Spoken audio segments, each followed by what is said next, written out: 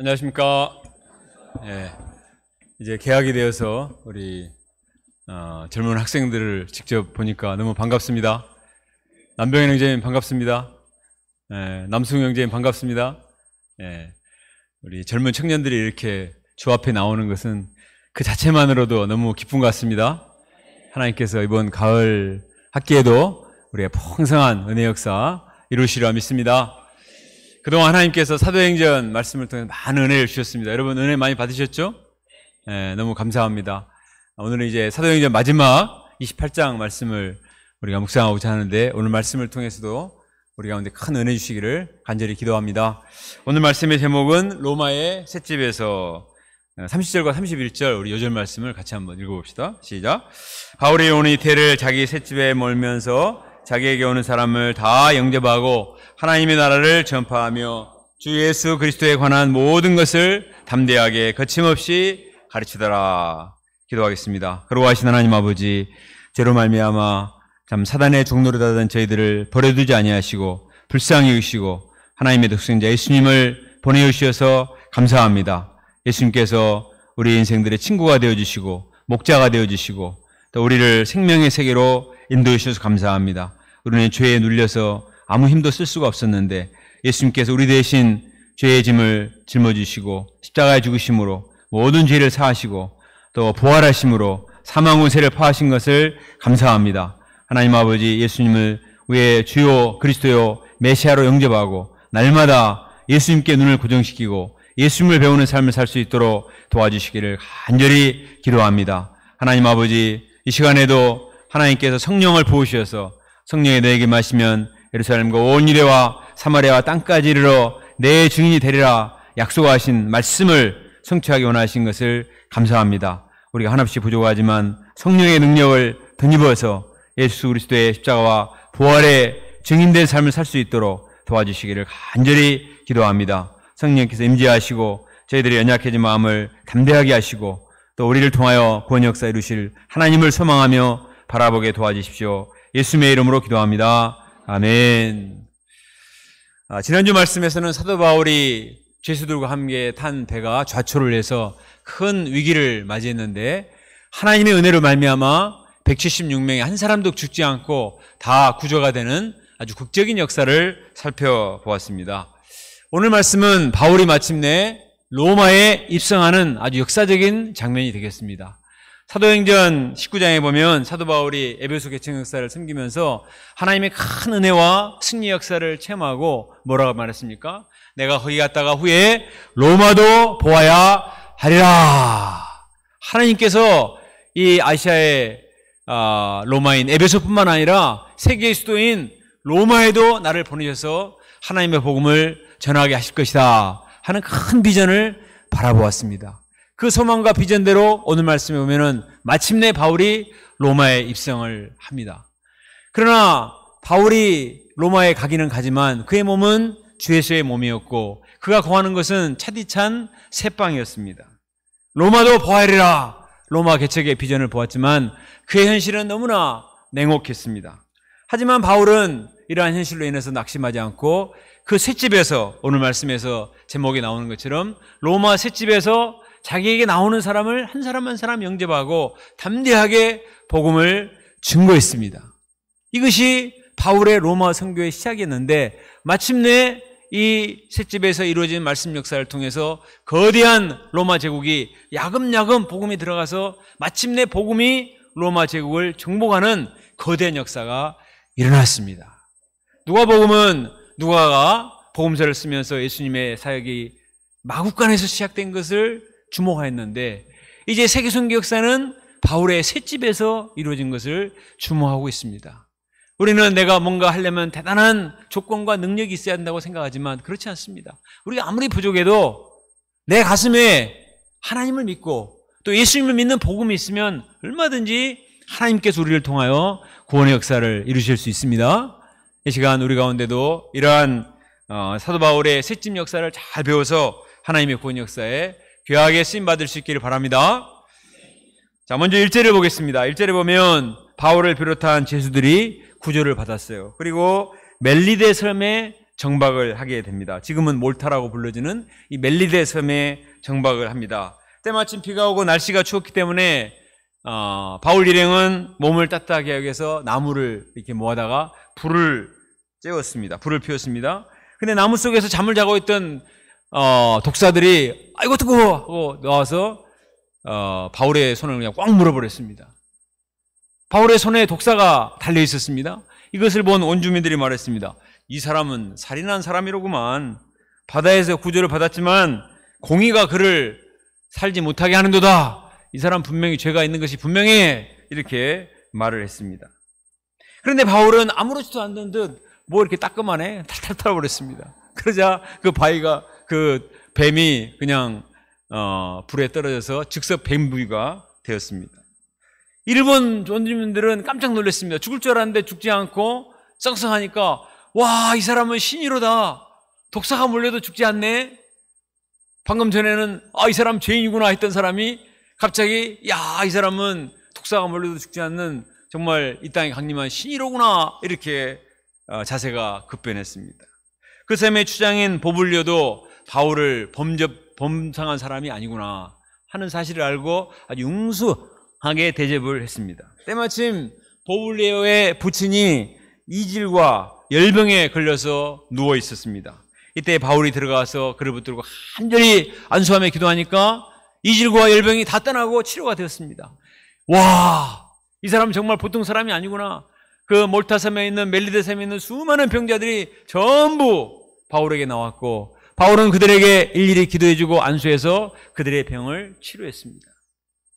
몰타 섬은 아무도 신자가 없었는데 바울이 가서 복음을 전하고 또 병을 치료함으로 말미암아 이 멜리데 섬이 복음화되는 큰 역사가 일어났습니다.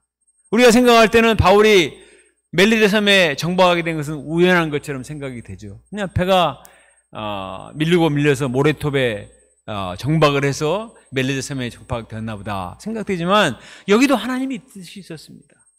로마 사람만 복음화시키는 것이 중요한 것이 아니고 이 섬 사람에게도 병자들이 치유 안 받고 복음이 필요하기 때문에 하나님께서 바울을 그곳에 보내신 것입니다. 그리고 바울은 그곳에서도 이들을 위해서 기도하고 말씀을 증거하고 병을 치료함으로 이곳을 복음화시키는 하나님의 큰 역사가 이루어졌습니다. 내가 어떤 상황에 처하건 하나님께 대한 믿음이 있고 양들에 대한 목자의 심정이 있으면 어디 가서나 목자가 될 수가 있어요. 바울은 몰아치는 광풍 속에서도 그 배에서도 176명의 사람들의 목자가 되었습니다. 두려움을 제거하고 그들을 믿음을 심는 목자가 되었고 이 멜리데 섬에 들어와서도 목자가 되어서 양들을 인도하는 것을 볼 수가 있습니다. 우리도 하나님께 대한 믿음과 목자의 심정을 가지고 어디 가나 목자의 역할을 감당하는 믿음의 사람으로 쓰임받을 수 있기를 바랍니다. 11절에 보겠습니다. 바울 일행은 석 달 동안 멜리데 섬에서 겨울을 지내고 알렉산드리아 배를 타고 이동을 합니다. 그리고 지도에 보시면 수라구사에 이르러서 사흘 동안 있다가 레기온에 이르러 하루를 지내고 이튿날 보디올에 이르게 되었습니다. 거기서 형제들을 만나 초청을 받고 일주일을 머물죠. 그리고 로마로 가게 됩니다. 로마에 있는 형제들은 바울이 왔다는 소식을 듣고 라비오 광장과 트레이스 타베르네, 이거 이제 새 여관이 세 개다. 트레이스, 새 여관이라는 뜻인데 이곳에까지 마중을 나왔습니다. 이들을 본 바울은 너무나 기뻤을 것입니다. 자, 바울은 로마의 복음을 증거해서 로마를 개척하러 왔는데 이게 웬일입니까? 이미 로마에 신자들이 있는 거예요. 어떻게 이 로마 땅에 신자들이 이미 있는 것일까요? 학자들은 그렇게 추정합니다. 사도행전 2장에 보면은 많은 디아스포라 유대인들이 오순절을 맞이해서 예루살렘에 왔는데 그때 성령 강림을 통해서 하나님의 복음을 듣고 능력을 체험했습니다. 그 사람들이 다시 돌아가서 로마에서도 신앙의 공동체를 이뤘을 것이다. 이렇게 말합니다. 또 사도행전 8장에 보면은 예루살렘에 큰 박해가 있어서 전부 흩어졌는데 흩어진 사람들이 로마에도 흘러들어가서 믿음의 공동체를 이루었습니다. 고린도와 에베소에 무역하던 사람들이 그곳에서 어쩌다가 참석한 바울의 전도 집회에 참석해서 은혜를 받고 다시 로마에 갔다가 그들이 또 합류하여서 로마 교회가 형성이 된 것입니다. 그러나 이들은 믿음이 아직 연약했습니다. 그런데 바울이 여기 오기 3년 전에 고린도에 있으면서 로마의 성도들이 있다는 말을 듣고 그들의 믿음이 약하다는 말을 듣고 편지를 썼습니다. 그것이 바로 로마서예요. 그러니까 바울을 통해서 이미 로마서 편지를 받고 복음의 체계를 잡은 그 로마의 성도들은 야, 복음이 이런 뜻이 있구나. 왜 예수님이 그리스도가 되시고 왜 우리가 예수님을 믿으면 구원을 받고 의롭게 되는가. 이 구원의 사실을, 구원의 진리를 영접하게 되었습니다. 이처럼 귀한 로마서의 원저자 바울님이 오신다고 하니까 사람들은 얼마나 기쁘겠습니까? 우리 바울 선생님을 만나봐야 되겠다고, 나바울 선생님, 우리 바울 선생님을 만나야 된다고 막 이렇게 나온 것입니다. 그래서 기쁨의 상봉을 한 거예요. 우리가 이번에 ISBC 수양회 가서도 광주 주신 선교사님들 보니까 너무나 반갑고 이렇게 기뻤습니다. 바울이 꿈에도 그리던 로마 개척을 위해서 기도했는데 이곳에 하나님이 남겨두신 그루터기 같은 믿음의 사람들이 있는 것을 볼 때 얼마나 기쁘고 감격스럽겠습니까? 자, 15장 15절 하반절을 함께 읽어보겠습니다. 15절 하반절 시작. 바울이 그들을 보고 하나님께 감사하고 담대한 마음을 얻으니라. 하나님 아버지 감사합니다. 이 로마 땅에, 이 죄악된 로마 땅에 하나님이 믿음의 사람들을 구루터기를 남겨두시고 이들이 믿음의 중심을 지키고 있는 것을 인해서 감사합니다. 그리고 마음에 큰 위로, 담대함을 얻었느니라. 영어 성경 보면 he was encouraged가 되었다는 것입니다. 당시 로마는 황제 숭배 사상과 물질주의와 향락주의가 판을 치는 소돔 고모라와 같은 곳이었습니다. 그리고 기독교 믿는 자들을 핍박하는 참으로 무서운 것이었습니다. 이처럼 영적으로 황폐한 환경 속에서도 목숨을 걸고 믿음의 중심을 지키는 소수의 신자들이 바울에게는 너무나 귀하게 보였습니다.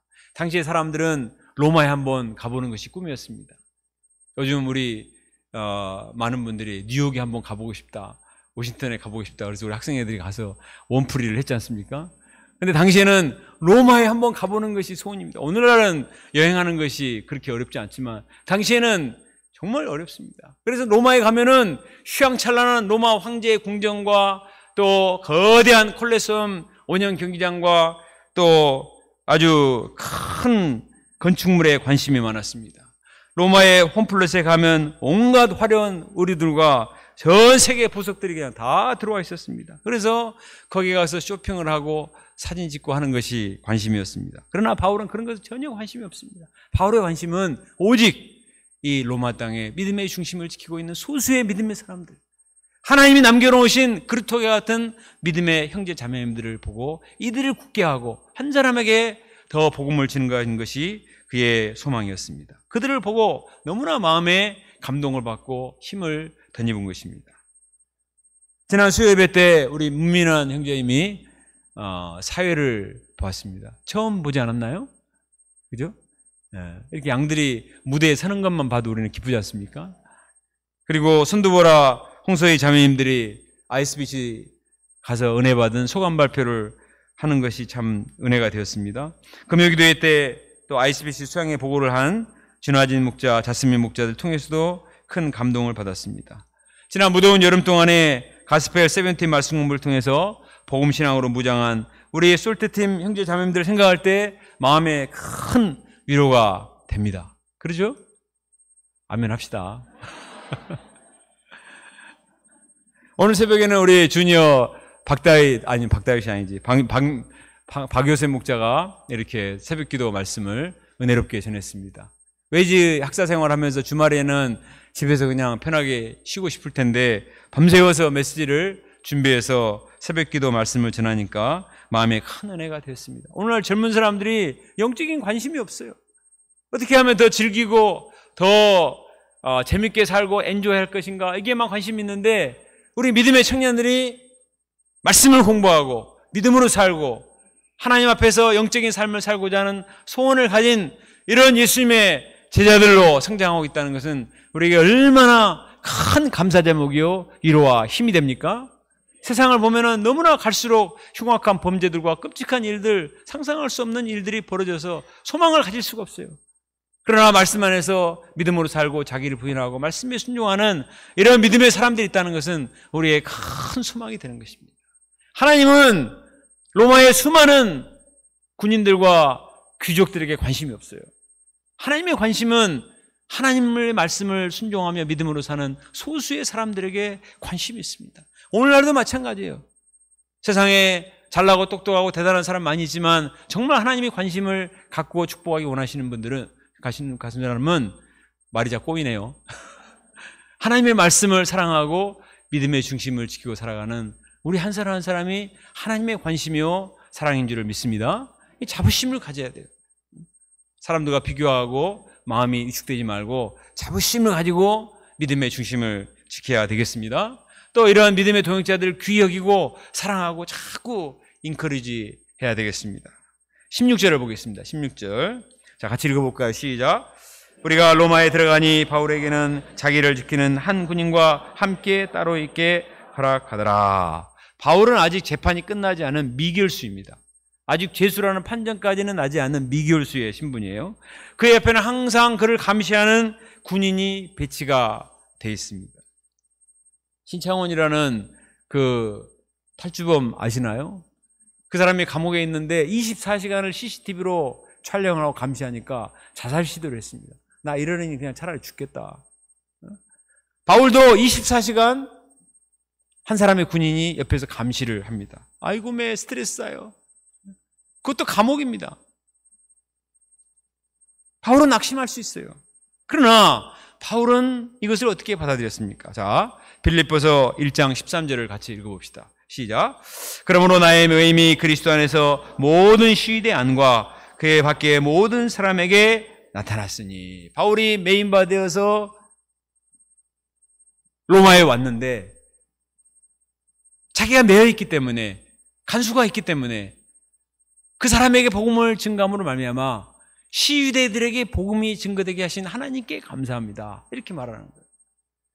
당시의 시위대들은 4시간마다 교대를 했습니다.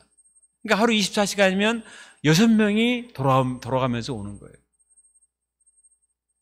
생각해 보세요. 바울이 무슨 재주로 그 높은 시위대 사람들을 만납니까? 만나주긴 하겠습니까? 근데 바울은 가만히 있는데 하루 6명의 양들이 돌아가면서 일대를 하러 오는 겁니다. 그 사람들에게 붙들고 말씀을 증거하니까 야금야금 시위대들에게 복음이 증거되는 거예요. 그 시위대들과 그 가족들과 그 사람들에게, 친척들에게 복음이 증거되어서 모든 시위대들에게 복음이 증거되게 하신 하나님께 감사합니다. 똑같이 어려운 일을 당해도 하나님의 시각으로 바라보면 야, 이것이야말로 얼마나 복음을 증거하기에 좋은 기회인가. 사도 바울은 그 기회를 이용해서 열심히 시대들에게 복음을 증거했습니다. 17절을 봅시다. 사울의 바울은 유대인 중에서 높은 사람을 청하여 자신이 왜 로마에 오게 되었는가 설명을 해 주었습니다. 자, 20절을 같이 읽어봅시다. 시작. 이러므로 너희를 보고 함께 이야기하려고 청하였으니 이스라엘의 소망으로 말미암아 내가 이 쇠사슬에 매인 바 되었노라. 바울은 내가 무죄를 증명하고 석방되기 위해서 여기에 왔노라 이렇게 말하지 않아요. 내가 왜 로마에 왔는가? 로마 관광하러 왔다고 말하지 않습니다. 이스라엘의 소망으로 말미암아 내가 여기 왔다. 이스라엘의 소망이 뭐예요? 믿음의 상 아브라함으로부터 시작해서 하나님이 약속하신 메시아 그리스도 구원자를 주시겠다고 약속하셨는데 바로 구원자가 예수님이십니다. 사도 바울이 부활하신 예수님을 통해서 이스라엘의 소망 되신 구원자 메시아를 만났습니다. 그 예수님을 만나고 보니까 너무나 감격스럽고 너무나 기쁨이 있고 모든 성경이 다 해석이 되는 거예요. 이스라엘 백성들이 이것을 모르고 있구나. 그래서 이스라엘의 소망이 되시는 구원자 메시아 그리스도를 증거하기 위해서 내가 메인바 되어서 죄수의 몸으로라도 여기에 왔습니다. 이렇게 말을 했습니다. 바울의 말을 듣고 있던 유대인들은 바울이 주장하는 사상을 듣기 원했습니다. 그들은 바울이 주장하는 바가 어디서나 반대를 받고 있는다는 소식을 들었습니다. 그래서 도대체 당신이 무슨 말을 하는가 우리 한번 들어봅시다. 이렇게 관심을 가지고 나왔습니다. 바울은 그들을 대상으로 아침부터 저녁까지 열심히 하나님 나라에 대해서 강론을 합니다. 모세의 율법과 선지자의 말과 즉 구약 성경을 바탕으로 예수님이 왜 그리스도가 되시는가, 예수님이 왜 구원자가 되시는가 열심히 강론을 했습니다. 바울의 복음 전파를 대한 유대인들의 반응이 어떤가? 24절을 봅시다. 24절에 보면 그 말을 듣고 믿는 사람도 있고 믿지 않는 사람도 있었습니다. 저는 여기서 참 은혜를 많이 받았습니다. 바울이 복음을 전해도 안 믿는 사람이 있다. 내가 실력이 없어서 안 믿는 게 아니에요. 어떻게 해도 안 믿는 사람은 누가 와도 안 믿는 사람도 있습니다. 그러니까 너무 걱정하지 마세요. 바울은 믿는 사람들로 인해서 위로를 받았지만 믿지 않는 사람들로 인해서 마음이 아팠을 것입니다. 그러나 바울은 이 현상을 이사야서 6장 9절 10절 말씀을 통해서 해석을 했습니다. 자, 26절 27절을 같이 읽습니다. 시작. 내가 듣기는 들어도 도무지 깨닫지 못하며 보기는 보아도 도무지 알지 못하는도다. 이 백성들의 마음이 우둔하여져서 그 귀로는 둔하게 되고 그 눈은 감았으니 이는 눈으로 보고 귀로 듣고 마음으로 깨달아 돌아오면 내가 고쳐줄까 함이라 하였으니. 하나님께서 이스라엘의 소망이 되신 예수님을 보내오셨지만 구원자 메시아를 다른 사람이 아니라 자기 백성에게 보내주셨는데 그들은 마음이 완악하고 눈이 감겨지고 귀가 닫혀 있어서 깨닫지를 못한다는 거예요. 이게 다른 일이 아니라 이미 이사야 선지자가 예언한 그 말씀의 성취구나, 이상한 게 아니구나 하는 사실로 해석을 했습니다. 그리고 바울은 하나님의 뜻을 영접을 합니다. 자, 28절을 같이 읽어봅시다. 시작. 그런즉 하나님께서 이 구원이 이방인에게로 보내어준 줄 알라. 그들은 그것을 들으라. 하나님께서 완악한 이스라엘 백성들이 복음을 영접하지 않는다고 포기치 않고 이제는 구원을 이방인들에게 증거해서 이들이 복음을 영접하고 구원받는 감격을 보면 이스라엘 백성들이 시기가 나서 다시 돌아오게 하는 것이 하나님의 뜻이다. 이게 로마서 9장부터 11장 말씀이잖아요. 이렇게 해석을 했어요. 그럼 내가 뭘 해야 되는가? 낙심할 것이 아니라 이제는 이방인들에 가서 열심히 복음을 전하면 됩니다. 엄마가 아이들에게 밥을 주려고 할 때 투정을 부리고 밥을 안 먹습니다. 그러면 어떻게 하는 줄 아세요? 옆집 철수한테 줄란다. 네가 안 먹으면 내가 옆집 철수한테 가서 준다고 그냥 가면은 시기심이 나서 엄마 먹을게 하고 쫓아오는 거예요. 사도 바울은 이런 하나님의 모략을 알고 이방인들이 가서 열심히 복음을 전하고자 방향을 잡았습니다. 여기에 문이 닫히면 이쪽으로 가면 되는 거예요. 하나님께서 구원의 역사를 이루시기 때문에. 바울은 하나님께서 이제 이방인들에게 구원의 복음을 전하고자 작정하셨음을 영접을 했습니다. 그리고 미련 없이 이방인들에게 복음을 증거합니다. 자, 30절과 31절 오늘 요절 말씀을 같이 읽어봅시다. 시작. 바울이 온 이태를 자기 셋집에 몰면서 자기에게 오는 사람을 다 영접하고 하나님의 나라를 전파하며 주 예수 그리스도에 관한 모든 것을 담대하게 거침없이 가르치더라. 이게 사도행전의 마지막 말씀이에요. 근데 이 말씀을 자세히 보세요. 이 말씀 안에 사도 바울의 낙심이나 절망이나 좌절이 있나요? 그렇잖아요. 다 영접하고 모든 것을 담대하게 거침없이 가르치더라. 바울이 신이 났습니다. 유대인들이 영접 안 한다고 마음이 실망하지 않았어요. 하나님이 이방인들을 보내시고 그들이 복음을 영접하는 역사를 이루신 그것으로 인해서 감사하고 몇 사람이라도 열심히 담대하게 말씀을 가르쳤습니다. 이렇게 하기를 몇 년? 2년. 이때 동안 2년 동안 어디서? 셋집에서 이렇게 했습니다. 바울이 거하는 셋집은 로마 귀족들이 거하는 대저택에 비하면 형편없이 초라했습니다. 바울의 건강도 좋지 못했고 이제 바울이라는 영화를 보면 그 몸도 너무 쇠약한 상태였습니다.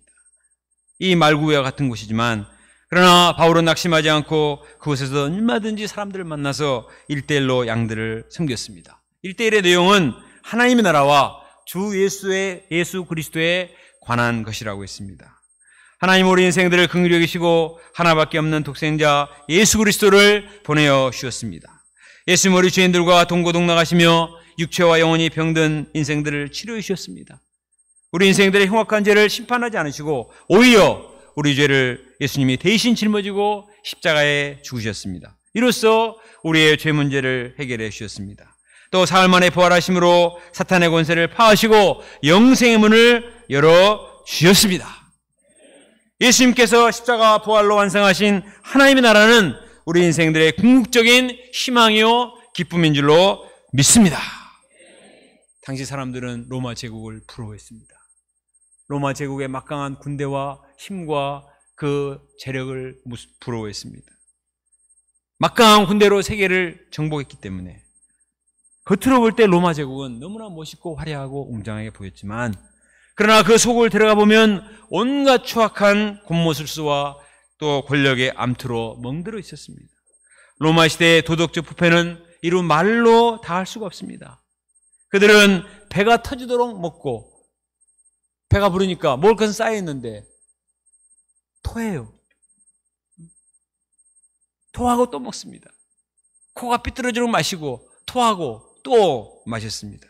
수많은 노예들을 거느리고 그 노예들을 성노예로 삼았습니다. 연약한 식민지 백성들을 압제하는 온갖 나쁜 짓을 했습니다.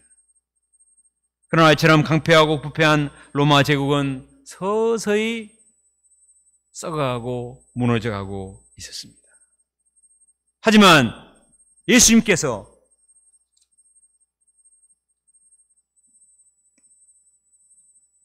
이 십자가와 부활로 건설하신 하나님의 나라는 세상 나라와 같지 않습니다. 이 하나님의 나라는 거룩하고 영원합니다. 어떤 죄인도 살리고 구원하는 생명의 복음이 바로 이 하나님의 나라 안에 있습니다. 그래서 사도 바울은 로마서 1장 16절에서 유명한 말씀했습니다. 내가 복음을 부끄러워하지 아니하노니 이 복음은 모든 믿는 자에게 구원을 주시는 하나님의 능력이 됨이라. 로마의 거대한 군대와 또 막강한 돈과 권력이 아니라 우리에게 구원을 주시는 하나님의 복음, 이것을 나는 가장 자랑스럽게 생각한다. 그래서 목숨 걸고 이 복음을 증거한 것입니다. 예수 그리스도의 복음만이 인류의 희망이요 기쁨이 되는 줄로 믿습니다. 바울의 가슴에는 이 예수 그리스도의 생명의 복음이 활화사처럼 타오르고 있었습니다. 썩지 않고 더럽지 않고 쇠하지 않는 하나님 나라에 대한 산소망으로 충만했습니다. 때문에 바울은 누구를 만나든지, 자기가 처한 처소가 감옥이든지 초막이나 궁궐이나 어디서든지 거침없이 예수의 그리스도 되심을 증거하고 하나님 나라 복음을 전포했습니다. 그 얼마나 권세 있게 복음을 전파했던지 감히 방해하는 사람이 없었다고 했습니다. 감당할 수가 없어요. 당시 로마 시민들은 바울의 셋집에 주목하는 사람이 아무도 없었습니다. 누가 늙어가는 바울의 셋집에 전파되는 한 팀 한 팀의 일대일에 누가 주목하겠습니까? 그러나 이렇게 시작된 복음 역사는 점점 왕성해서 로마 시민들의 마음속에 파고들기 시작했습니다. 사람들이 먹고 즐기고 향락을 누리는 것이 좋은 것 같지만 사실은 그렇지 않아요. 당장은 재밌고 좋지만 질립니다. 인간은 영적인 존재이기 때문에 짐승이 아니잖아요. 이건 아닌데, 이건 아닌데, 이건 아니야. 그런데 노예들, 하층민 사람들이 전하는 복음에는 뭔가가 있는 거예요. 그들의 얼굴은 다르고 그들에게 생명이 있고 성령의 능력이 있는 거예요. 귀족들이 자식들을 결혼시키려고 보니까 다 타락해서 순결한 배우자들이 없는 거예요. 어디서 구하는가? 크리스찬들만이 희망이 되었습니다. 그래서 그들을 며느리로 맞이하기 시작한 거예요. 그러면서 점점 로마 제국이 복음으로 정복되고 점점 복음화 되어 갔습니다. 마침내 AD 313년에 콘스탄틴 대제는 밀라노 칙령을 통해서 기독교를 공인을 하고 392년에는 기독교가 로마의 국교가 되었습니다. 전 유럽이 기독교 국가가 되었고 이 복음이 신대로 건너가서 아메리카를 복음으로 복음화시키고 그 복음이 태평양을 건너서 아시아에 와서 한국에도 복음이 증거되었고 오늘날 우리가 있는 것입니다. 그런데 그 역사의 시발점은 하나님 아들 예수님의 마국간에서 시작되었고 사도 바울이 로마의 지하 감옥 셋집에서 1대1을 하면서 시작됐다는 거예요. 저는 이번에 미국 국제수양에 참석해서 큰 은혜를 많이 받았습니다. 이미 많은 분들이 방송을 통해서도 보셨을 것입니다. 이번에 특강 강사는 에스베리 부흥운동으로 유명한 에스베리 대학 총장 테넌트 박사님이었습니다. 이분이 수양회 기간 계속 참석을 했습니다. 그리고 수양회에 참석하고 너무나 은혜를 받아가지고 뭐라고 말했냐면 It is a world mission extravaganza. 엑스트라버겐저라는 단어 여러분 잘 아세요? 이게 아주 환상적이고 그냥 엑스트라버겐저입니다. 말로 표현할 수 없는 너무나 감격스러운 이 은혜의 잔치다, 이렇게 말을 했습니다. 이분의 딸이 탄자니아 선교사입니다. 지금 현재 36살 먹은 처녀 탄자니아 선교사인데 딸이 결혼을 못하고 있어요. 그래서 마지막 날 이렇게 부탁을 했습니다. 우리 딸이 결혼을 해야 되는데 UBF에서 사의를 얻고 싶습니다. 제가 에스베리 총장님의 사의를 찾아보게 생겼습니다. 우리가 에스베리 부흥운동을 보면 얼마나 유명하게 막 방송에 떠들썩했습니다. 그러나 자세히 보세요. 별거 아닙니다. 모여서 찬송하고 기도하고 그냥 줄지어서 하는 거예요. 거기에 비하면은 우리 수양이 훨씬 더 수준이 높고 아주 은혜가 넘쳤습니다. 이런 역사의 비결이 무엇인가? 우리 모임에 세계적인 석학이 있어서도 아니고 또 뭐 BTS급의 유명 가수나 한류 스타가 있어서 사람들이 몰려온 게 아닙니다. 우리 목자님들과 선교사님들이 이 작은 하우스처치 셋집에서 1대1로 양들을 열심히 섬겼기 때문에 그들이 변화되어서 은혜로운 말씀 강사도 되고 소강사도 되고 또 무대에서 뛰고 찬양하며 말씀 공부를 인도하고 소양의 영적 환경을 이루는 헌신적인 제자들이 되었습니다. 이번에 ICB에서 특송을 섬겨서 우리 큰 은혜를 끼친 독일 드레스덴의 목자님들이 참석했습니다. 이 역사는 2명의 아이를 둔 마리아 메이어 선교사, 아줌마 선교사 한 분에 의해서 이루어졌습니다. 이 독일 목자 한 목자와 결혼을 했는데 처음에는 킬에서 개척역사를 섬기는데 한 사람도 제자를 세우지 못했습니다. 그런데 킬 목자가 드레스덴을 옮기자 캠퍼스 앞에 집을 짓고, 저렇게 사진에 보이는 집을 짓고 이 집에서 오픈화해서 양들을 맞이해서 성경불을 하기 시작했습니다. 하나님께서 한 사람 두 사람 보내주셨습니다. 음대 입시를 위해 잠시 머무는 학생들, 여행 온 사람들, 가족들, 지인들, 친구들이 한 사람 한 사람 와서 말씀을 공부하고 은혜를 받기 시작했습니다. 이들과 함께 아침 양식 모임을 하고, 이분은 아침마다 3페이지 양식을 먹어요. 그 양식을 깊이 먹고 아는 사람들에게 다 보냅니다. 그러면 거기에 은혜를 받고 이렇게 사람들이 한 사람 두 사람 모이기 시작했습니다. 이들은 주로 성악과 악기와 미술과 발레 등을 전공하는 이런 사람들이기 때문에 다른 사람들에게 박수받기 좋아하는 이런 사람들입니다. 그러나 마리아 선교사님은 노래도 잘 못 부르고 음악을 하는 것도 아니고 미술도 잘 못하고 그냥 요리만 잘하는 사람입니다. 말씀을 열심히 요리하고 밥을 요리해서 열심히 양들을 먹이는데 양들이 와서 은혜를 받고 제자로 성장을 해서 지금은 말씀과 기도를 앞세우는 성숙한 목자들로 변화가 되었습니다. 장차 드레스덴 지역에 12개의 대학을 개척하고 50명의 제자를 양성하고자 기도한다고 했습니다. ICBC 수양의 마지막 날 우리는 슬픈 뉴스를 접하게 되었습니다. 그것은 우리 광주센터의 조상이자 유배벽사의 산증인이신 정예수 선교사님이 소천을 하셨기 때문입니다. 정예수 선교사님은 1975년에 미국 선교사로 나가셨습니다. 사무엘 선교사님이 나가시기 전에 나가셨어요. 당시에 많은 의사들이 미국에 이민 가면 자기 클리닉을 냈고 열심히 돈을 벌어서 아주 대단한 부자들이 되었습니다.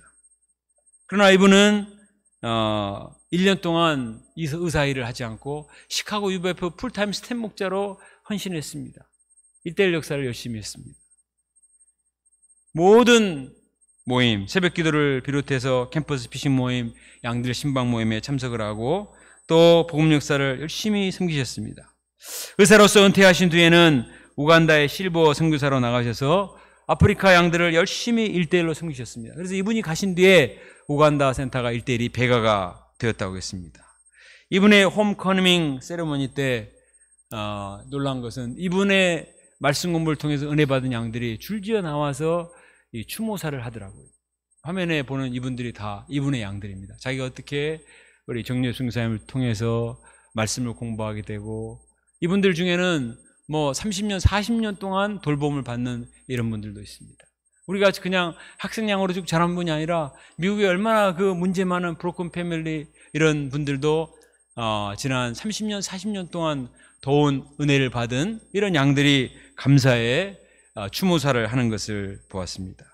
증류 선교사님은 수양의 셋째 날, 그날도 새벽 기도가 있는 줄 알고 옷을 차려입고 센터로 나가셨습니다. 정신이 이제 오락가락 하신 거죠. 그러다가 쓰러지신 거예요. 그래서 아들이 데리고 집에 들어왔습니다. 그리고 아들과 함께 기도하면서 할렐루야! 요한복음 3장 16절을 외치면서 아들의 품에서 숨을 거두었다고 아들이 마지막 간증을 했습니다. 제가 2달 전에 정유 승사님 집을 방문하고 놀란 것은 40년을 미국에서 의사생활 하신 분 치고는 집이 너무나 험불하다는 것이었습니다. 이 사도 바울이 로마 셋집에서 한 사람 한 사람 붙들고 담대하게 하나님 나라 복음을 전한 것처럼 종려 선교사님이나 에스더 선교사님도 마지막 숨을 멎는 순간까지 한 사람 한 사람을 붙들고 1:1 성경 공부로 도우셨습니다. 그런데 재산을 남긴 것은 아니지만 정말 인생이 아름다웠습니다. 많은 사람들이 수양회가 끝났는데도 수양회가 끝났는데 금요일 날 장례식을 했는데도 돌아가지 않고 참석을 해서 추모하고 장례 예배에 참석하는 것을 보았습니다. 이런 분들의 헌신이 오늘날 미국 유교회의 기초가 된 것입니다. 결론적으로 바울의 새침 역사는 인간적으로 볼 때 초라하지만 그러나 그곳에서 조용한 영적 혁명이 일어난 거예요. 아무도 주목하지 않는 바울의 그 가슴속에 타오른 그 복음이 한 사람 한 사람에게 불을 붙여서 마침내 거대한 로마 제국을 무너뜨리고 유럽 전체를 기독교 국가로 만드는 놀라운 역사를 이루었습니다. 고희정 사모님이 지난 10년 동안 서희 자매님을 도왔다고 했습니다. 제가 물어봤습니다. 말씀을 잘 받아요? 모르겠어요. 말을 안 하니까. 별로 말을 안 하니까 말씀을 듣는지 무슨 생각을 하는지 알 수가 없다는 것입니다. 그럼에도 불구하고 지난 10년 동안 비가 오나 눈이 오나 약국 근무하고 피곤할 텐데 와서 1:1을 섬겼습니다. 그때 올해 광주 여름 수양회와 ISP 수양회를 거치면서 마침내 복음의 꽃이 서희 자매님의 마음에 피어나는 것을 보았습니다. 그동안 말씀의 씨를 뿌리고 사랑의 물을 준 것이 헛되지 않은 거예요. 우리도 가을 학기를 준비하면서 우리가 무엇을 해야 될까 생각을 할 때 바울의 새침 역사, 우리가 많은 일 할 수 없지만 하나님께서 우리에게 맡겨주신 한 사람을 영접하고 담대하게 하나님의 나라의 복음을 전해야 되겠습니다. 이 말씀을 듣는지 안 듣는지, 이 말씀이 들어가는지 안 들어갔는지 알 수가 없어요. 그러나 2년, 3년, 5년, 10년을 인내심을 가지고 말씀을 증거하면 반드시 하나님의 말씀이 그 마음에 떨어져서 싹이 나고 꽃이 피고 건 거목이 되어서 많은 새들이 깃들 만큼 하나님의 구원 역사가 일어나게 될 줄로 믿습니다. 우리가 가을에 로마의 바울의 그 새침 역사를 잘 배워서 한뜸의 1:1을 섬김으로 하나님이 기뻐하시는 구원 역사에 귀하게 쓰임받는 조용한 영적 혁명가들로 쓰임받을 수 있기를 간절히 기도합니다. 자, 우리 다 같이 일어나서 보리라 찬송 부르겠습니다. 아까 불렀던 찬송, 우리 모두 눈물로 하늘의 씨앗을 심는다. 꿈꿀 수 없는 무너진 가슴에 오늘 말씀을 생각하면서 우리 찬송을 부르도록 하겠습니다.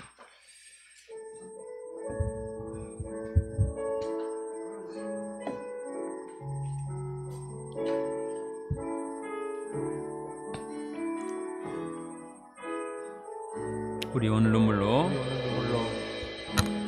우리 오늘 눈물로 하늘의 씨앗을 심는다. 꿈꿀 수 없어 무너진 가슴에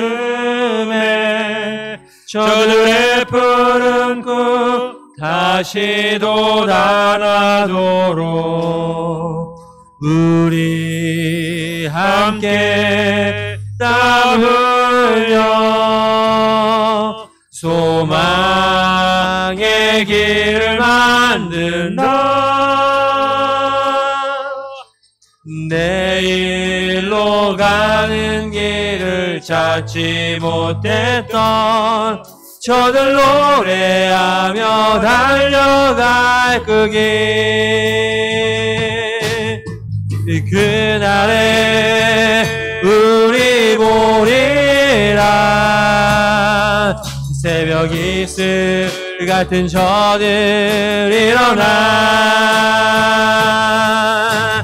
뜨거운 가슴 사랑의 손으로 이 땅 치유하며 행진할 때 오래 황폐하였던 이 땅 어디서나 순결한 꽃들 피어나고 푸른 의의 나무가 가득한 세상 우리 함께 보리라. 그날에 우리 보리라. 그날에 우리 보리라. 새벽 이슬 같은 저들 일어나 뜨거운 가슴 사랑의 손으로 이 땅 치유하며 행진할 때 오래 황폐하였던 이 땅 어디서나 순결한 꽃들 피어나고 푸른 의의 나무가 가득한 세상 우리 함께 보리라. 오래 황폐하였던 이 땅 어디서나 순결한 꽃들 피어나고 푸른 의의 나무가 가득한 세상 우리 함께 보리라. 거룩하신 하나님 아버지, 사도 바울이 로마를 개척했다고 갔지만 그의 현실은 차가운 감옥이었습니다. 그 거대한 로마 제국 앞에 바울이 무엇을 할 수 있었겠습니까? 그러나 그가 셋집에서 자기에게 나오는 사람에게 하나님의 나라를 증거했을 때 그 복음이 증거되어서 마침내 시위대에게 복음이 증거되고 로마가 복음화되고 유럽이 복음화되고 전 세계가 복음화되는 놀라운 하나님의 역사가 일어났습니다. 오늘날 이 거대한 물질주의, 쾌락주의 아성 가운데 내가 무엇을 할 수 있을까 심히 절망이 될 때가 있습니다. 그러나 한 말씀 붙들고 한 영혼에게 복음을 증거하는 우리의 일대를 통해서 마침내 정말 의의 나무가 세워지고 또 젊은이들이 주님께로 나오는 새벽 이슬과 같은 젊은 청년들이 주께로 나오는 귀한 역사 이루어질 줄로 믿습니다. 우리가 파송한 선교사님들 통해서 5대행 6대제의 놀라운 하나님의 복음이 증거되는 그날이 오게 되리라 믿습니다. 이 소망 가운데 이 가을 학기에 한 팀의 일대를 감당하는 믿음의 사람들이 될 수 있도록 은혜를 덧입혀 주옵소서. 예수님의 이름으로 기도합니다. 아멘.